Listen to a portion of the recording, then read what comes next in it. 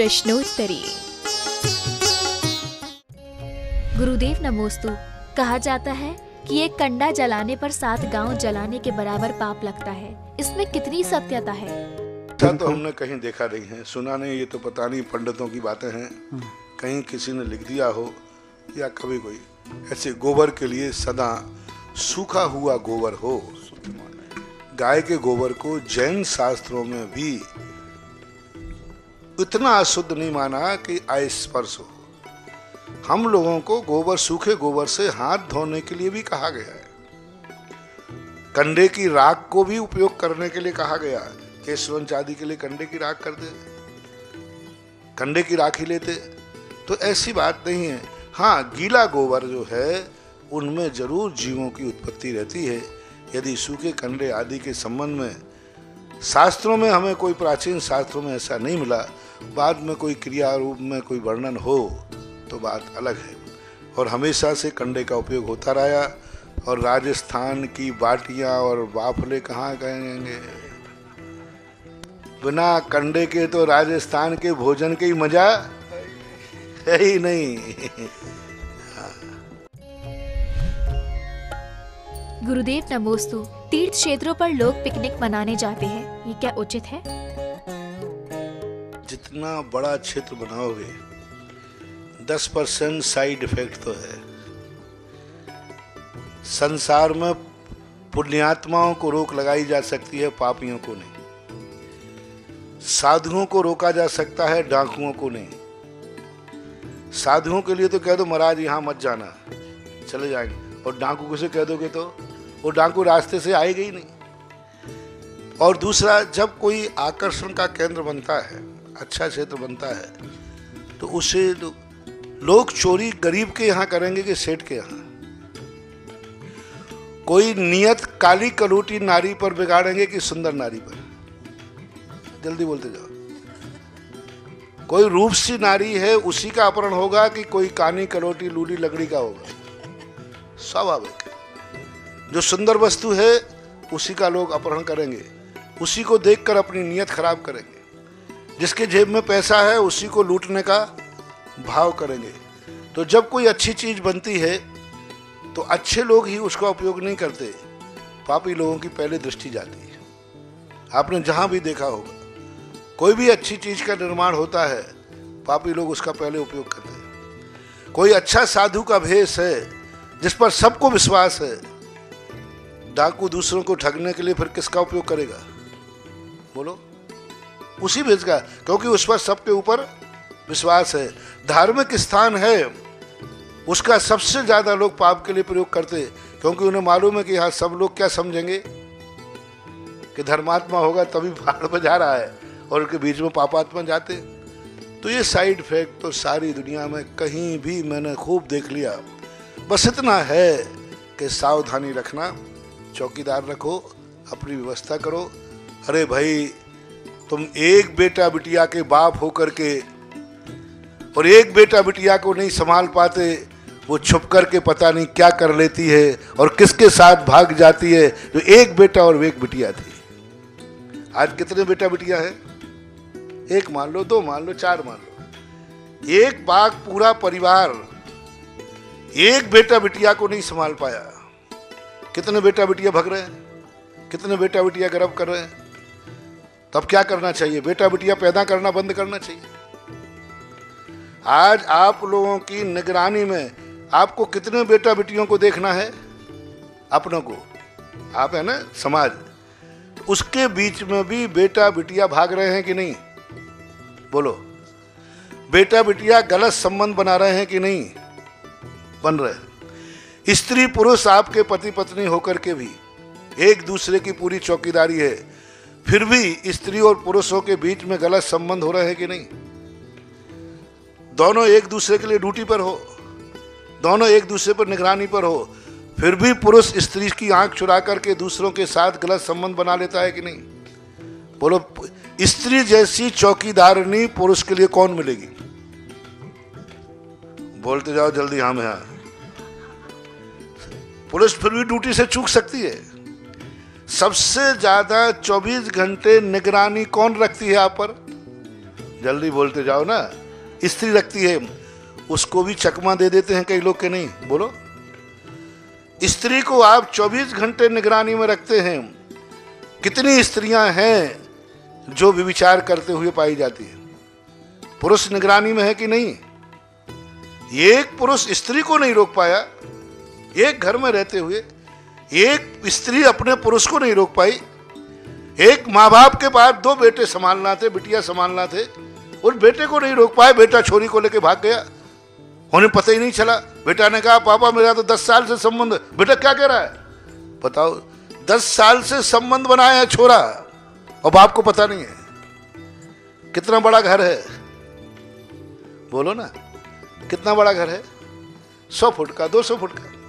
कितनी ड्यूटी है तुम्हारी 2 बेटों को देखने की? जब एक बाप बेटे को नहीं देख पा रहा है, बाप बिटिया की निगरानी नहीं कर पा रहा है, एक पति पत्नी की नहीं कर पा रहा, पत्नी पति की नहीं कर पा रहा, एक भाई बहन की नहीं कर पा रहा, बहन भाई की नहीं कर पा रहा है, फिर इतना बड़ा तीर क्षेत्र हो और कमेटी नहीं, पग पग पर भी पुलिस बिछा दो तो भी पाप करने से पूर्णता रोकना, मुझे नहीं लगता है कि दुनिया में किसी की हिम्मत हो। और जो इस बात को रोक सके, मैं तो इस क्षेत्र का पदाधिकारी, यूं करो, युवा युवतियों को रोकने का अध्यक्ष एक बनाता हूं। तो जिसका काम क्या है, एक ही कमेटी का काम बनाता हूं कि भाई तू इसी काम के लिए है, करके दिखाओ। पग पग पर पुलिस बिछी है कि नहीं? फिर भी अपराध हो रहे कि नहीं? बलात्कारियों को सजा हो रही कि नहीं? हो रही कि नहीं? फिर भी बलात्कार रुक रहे क्या? कितनी सजा हो गई, 7 साल की सजा, जेल में सजा। पहले तो बताते हाथ काट दिए जाते, लिंग काट दिए जाते, नाक काट दी जाती, तो भी पापाचार रुक पाए क्या? महानुभाव, इन सब चीजों में एक ही बात करना, इन कार्यों का समर्थन करना नहीं, और इन कार्यों के कारण से अच्छे क्षेत्र अच्छे कार्य करना बंद करना नहीं, समर्थन करना नहीं। रास्ते पर गाड़ी जा रही है, एक्सीडेंट करना नहीं, और एक्सीडेंट हो रहे हैं तो गाड़ी में बैठना बंद करना नहीं। कोई व्यक्ति से फेल हो गया तो पढ़ाई बंद करना नहीं, अपन को फेल होना नहीं। फेल हो गया तो पढ़ाई करना बंद नहीं, साहब मैं तो उसी गाड़ी में बैठूंगा जिसमें किसी का एक्सीडेंट ना हो। एक्सीडेंट तो होंगे। अब एक्सीडेंट को देख करके यदि अपन रास्ते में चलना बंद कर दें तो, अब इन पापियों को देख करके यदि पुण्यात्माओं को तीर क्षेत्र पर बंदेज लगा दें तो ऐसा करें। अब ऐसा एक नियम है कि तीर क्षेत्र बनाना बंद कर दें, क्योंकि पापी तो रुकेंगे नहीं। क्या उपाय करें? बंद करें। फिर नीति कहती है कि पुण्यात्माओं को पुण्य से, पापियों के कारण से पुण्यात्माओं को वंचित न किया जाए। धर्म करने वाले आ रहे हैं, बहुत निगरानी रखो। साइड इफेक्ट तो मैंने कह दिया, तुम्हारे घर के भी किसी कोने में पाप हो रहा है तो भी तुम उसे नहीं बचा पाए। जो 100 फुट का घर है, 100 फुट के घर में रहने वाला व्यक्ति तुम्हारी नजरों के सामने पाप कर गया, तुम्हारी नजरों के सामने छोरा छोरी को उड़ा के ले गया, तुम्हारी नजरों के सामने पाप हो गया, फिर यहाँ तो इतना लंबा क्षेत्र है जहाँ तक तुम्हारी नजर भी नहीं जा सकती। इसलिए इन पर रोक लगाना, नियम बनाना, सावधानी रखना वाकिफ होता है। बाकी क्लीन चिट देना बहुत कठिन है, और है तो एक टीम सामने आ जाओ और इस कार्य को संभालो।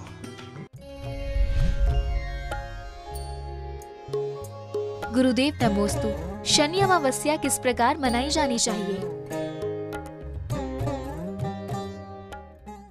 यहाँ मनाई ही नहीं जाएगी। अमावस्या जैन आगम में गलत है। अमावस्या के नाम से कोई भी कार्य करना, धार्मिक कार्य करना उचित नहीं है। ये बात अलग है, जैसे नवरात्रा आती हैं तो अब नवरात्रा में अपन विधान कर लिया, लेकिन वो नवरात्रा का अर्घ नहीं है। यहाँ मात जब लोग इकट्ठे हो ही रहे हैं, आएंगे ही लोग नियम से, तो उनको गलत कार्य में ना जा करके धर्म कार्य में लगाना। अमावस्या के नाम पर कोई कार्य करना बिल्कुल गलत है। आगम सम्मत नहीं है। मैंने पहले ही दिन कह दिया कि अमावस्या के दिन कोई कार्य नहीं करना है तो बढ़िया भगवान के भक्तांबर पाठ करो, भक्तांबर विधान करो, भगवान का अभिषेक करो। कोई अमावस्या के नाम से कोई कार्य करना, कोई उनके नाम से कोई पूजा पाठ करना, ये तो कहीं कदापि आगम में नहीं है, इसलिए मैं नहीं कह सकूंगा। ये तो मात भगवान का अब आ रहे हैं तो उस दिन अपना विधान कर लो बस, और क्या। मिथ्यात को सम्यक में बदलना है। पहली बात तो मिथ्यात होवे ही नहीं। जैसे मैंने कहा ना, 1 जनवरी के दिन कोई कार्यक्रम नहीं होना चाहिए, मैं करता भी नहीं था, लेकिन 1 जनवरी को कोई कार्यक्रम नहीं करो तो ये घूमने जा रहा है, मिथ्यात में जा रहा है, गार्डन घूमने जा रहा है, यहाँ जा रहे हैं, तो अब इनको कैसे रोकें। तो 1 जनवरी के दिन धार्मिक कार्यक्रम मुझे 5 साल से करना पड़े, करना नहीं चाह रहा हूँ, मैं स्पष्ट बोलता हूँ। 1 जनवरी भारत का नया वर्ष नहीं है, लेकिन अब सरकार की छुट्टी हो रही तो ये पाप करेंगे, तो पाप न कर पाए उस दिन नया का धर्म कार्य करें। होली के दिन भी यही कि आप रंग करोगे, दूसरों के मुंह काले करोगे। अच्छा है, तीज से तो यहाँ पर भगवान की पूजा करो। इसी प्रकार शनिवार के दिन आप लोग जाकर के पाप करोगे, कहीं तेल चढ़ाओगे, कहीं कुछ चढ़ाओगे, कहीं कुछ चढ़ाओगे, कहीं घोड़े की नाल के अंगूठी पहनोगे। अच्छा है, यहाँ भगवान भक्तांबर भगवान की पूजा करो, आदिनाथ भगवान का अभिषेक करो, जो तीर्थ क्षेत्रों पर है वो करो। ये मार्ग नहीं है, धर्म नहीं है, पर्व नहीं है, मैं इसका किंचित मात्र भी समर्थक नहीं हूँ। नमोस्तु गुरुदेव। और यहाँ कुछ भी नहीं होना है, माँ जैसा प्रतिदिन भगवान का अभिषेक होता है वैसे ही होना है। बस लोग आ जाने के कारण से एक पूजन भगवान की, वो भी भगवान की पूजन है, भक्तांबर पूजन या मुनिष्यव्रतनाथ भगवान की पूजन आदि का विषय है। अमावस्या का महत्व इतना सा ही कारण मिला है, चंद्रमा सूर्य ये दोनों उस दिन, हर अमावस्या को एक ही दिन नहीं, उसी दिन आकर के दोनों एक साथ मिलते हैं। ये ज्योतिष का विषय संप्रदाय से कोई लेना देना नहीं।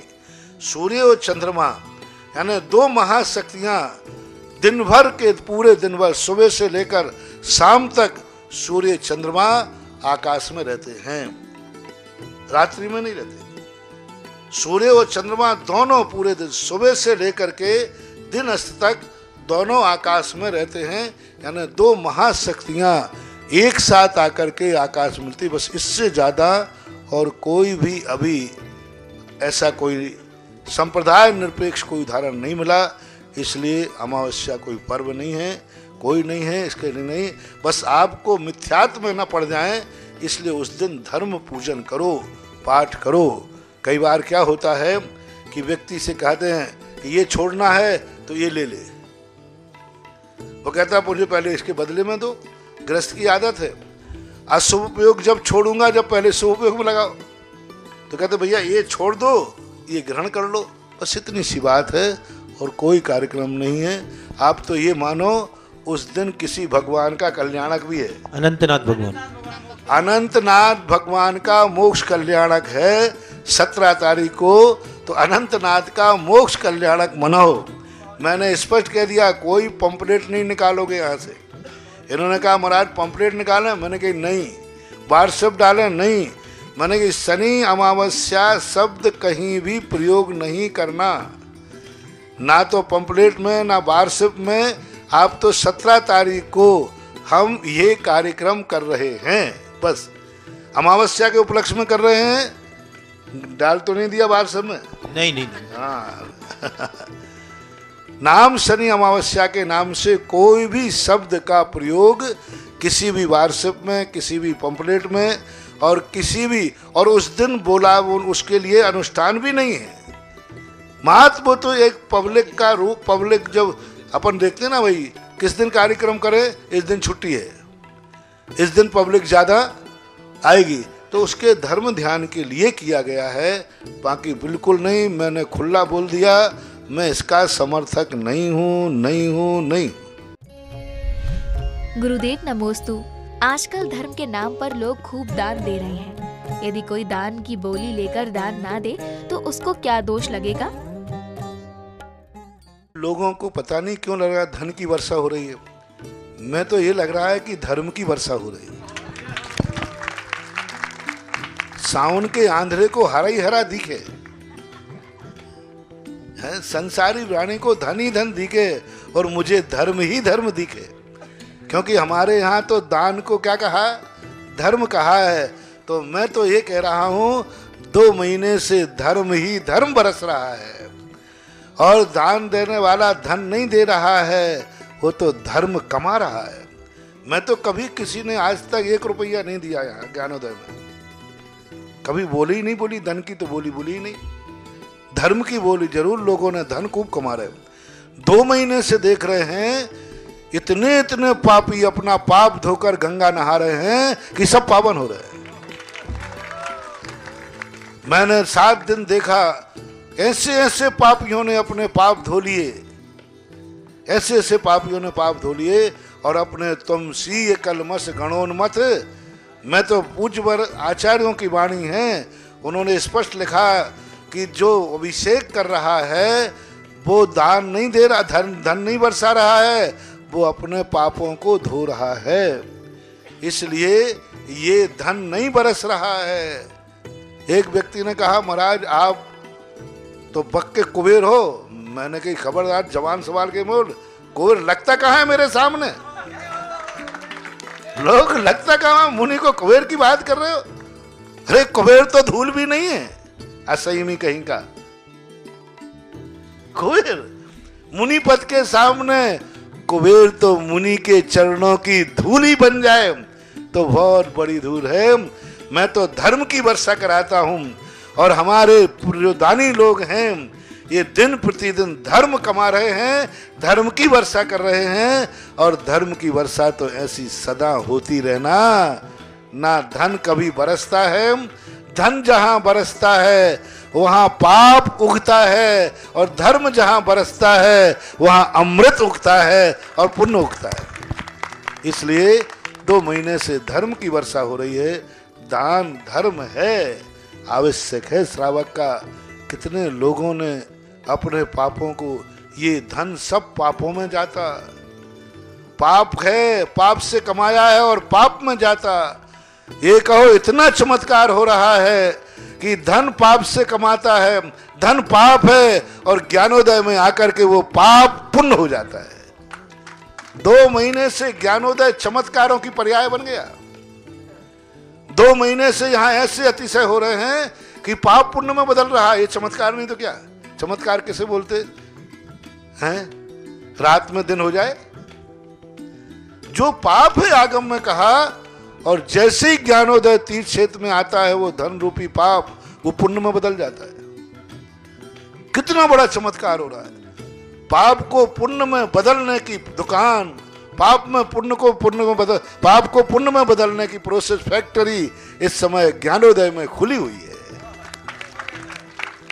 ये है पाप का। इसलिए धर्म की वर्षा हो रही है और धर्म मुझे मालूम है धन की जिनने वर्षा की होगी वे भली न देवें, और धर्म की जो वर्षा करते हैं जिन्होंने दान दिया है, और मुझे मालूम है मेरे भक्त ने धर्म किया है और धर्म करने वाला मर सकता है लेकिन धर्म से मुकर नहीं सकता।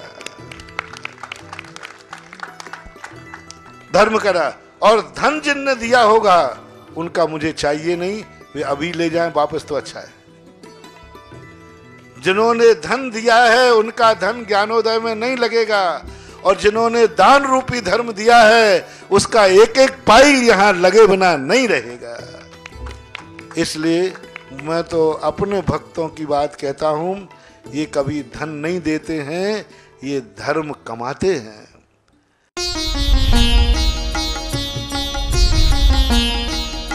सुधा प्रश्नोत्तरी।